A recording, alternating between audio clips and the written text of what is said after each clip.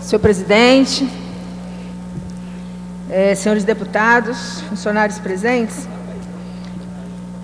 eu gostaria de fazer uma pergunta para discutir, acho que até seguindo um pouco a lógica que o deputado Paulo Ramos colocou aqui.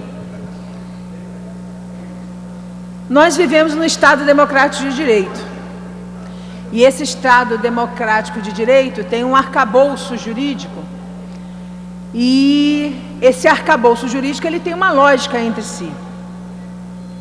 As diferentes normas que compõem esse arcabouço, né, elas guardam uma lógica, existindo inclusive uma hierarquia entre elas. E os direitos constitucionais, as prerrogativas constitucionais dos cidadãos e dos parlamentares deveriam, dentro dessa lógica e dessa hierarquia, estar sendo respeitada pelos diversos governos de primeiro plano. Uma pergunta, não só para nós aqui na casa, mas uma pergunta também para a população do Estado do Rio de Janeiro, que vem se dividindo em opiniões em relação ao episódio da greve da Polícia Militar.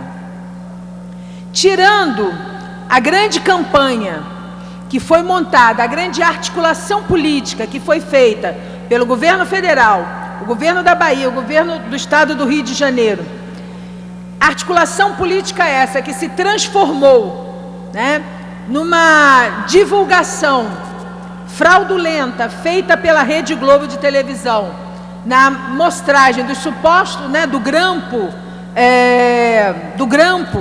das lideranças do movimento, mas no caso, né, da minha fala, essa montagem que foi feita, essa articulação política e essa montagem que foi feita, ela trouxe para a população do Rio de Janeiro uma ideia que é o seguinte: existe baderna na Bahia, que foi mostrada pela Rede Globo. A Rede Globo mostrou aquilo que ela disse ter sido feita pelos grevistas na Bahia. Então, é o que ela diz. Eu não dou credibilidade à Rede Globo. Algumas pessoas dão, eu não dou. Então, a Rede Globo mostrou a baderna lá e, através dessa montagem dos grampos, né, a que foi articulada aí com o governo federal e os dois governos, trouxe para a população do Rio de Janeiro a ideia de que aqui também iriam ser cometidos crimes, né, e que isso justificaria, então, a prisão das lideranças do movimento. Porque eu pergunto, qual foi o crime contra a população do Rio de Janeiro praticado pela greve da Polícia Militar, da Polícia Civil e dos Bombeiros? Aonde se negou um atendimento à população? Aonde houve a queima de ônibus, ou aonde aconteceu de policiais aparecerem armados, ameaçando a população? Onde houve um único crime aqui no Estado? A Rede Globo de televisão mostrou algum crime? A Record, alguma televisão, algum jornal mostrou algum crime? Houve alguma anormalidade nesse período no número de mortos no Estado? Aonde houve o crime? Porque para haver punição, para haver uma punição e uma prisão tão grave quanto a que foi feita contra as lideranças do movimento, tem que ter um crime. Tem que ter um crime. O crime de fato, o crime material de fato, contra a população, contra a ordem pública, contra, enfim, a cidadania carioca, o patrimônio carioca. Aonde é que está esse crime? Era importante que se mostrasse. Esse crime não existe. Agora, existe um crime, sim, contra o Estado Democrático de Direito, quando o governador do Estado, em conluio com outros governos, manda fazer uma escuta telefônica e envolve uma parlamentar que tem prerrogativas constitucionais que lhe garante que ela não pode ser grampeada sem autorização de um órgão superior. Nem eu, nem o deputado Paulo Ramos, nem o Sabino, nem a Clarissa, nenhum parlamentar dessa casa ou de qualquer outro legislativo poderia sofrer tal agressão. Mas sofri. E vou acionar o Estado para que ele, se responsabilize por essa agressão. Quero mais uma vez aqui dizer que não vejo por que o meu comportamento possa ter sido criminalizado, possa se tentar ter desqualificado o meu comportamento. Por exemplo, a senadora Cátia Abreu. Senadora Cátia Abreu, uma mulher como eu, esteve aí no cenário nacional, articulando politicamente com ruralistas um conjunto de ações políticas em Brasília, que inclusive colocaram tratores fechando ali a área do Congresso Nacional, articulando a aprovação do Código Florestal. Alguém foi lá grampear a senadora Cátia Abreu? Alguém disse que não era legítimo que a senadora Cátia Abreu pudesse articular com os ruralistas? Eu sou contra o Código Florestal, eu sou contra os ruralistas, a política que os ruralistas tinham para o Código Florestal, mas eu reconheço o direito da senadora de fazer essa articulação política. A presidente da República, Dilma Rousseff, apareceu nos grandes meios de comunicação condenando qualquer possibilidade de anistia política. Ela disse que manifestações violentas que fossem contra a ordem constitucional não poderiam receber anistia política. Eu acho um desserviço à sua própria história, a história de uma mulher que de forma correta teve que se defender e lutar contra a ditadura militar, que ela vem aqui, na maior disfarçatez, dizer que aquilo que foi garantido a ela por uma luta democrática que esse país desenvolveu a partir da queda do regime militar, que o direito que a sociedade conquistou, que o Estado Democrático de Direito que nós conquistamos e que a anistiou, não possa, correlatamente, nesse momento, anistiar também esses trabalhadores que só foram à luta, só foram à mobilização para defender o seu direito, para defender o seu salário, para defender as suas famílias.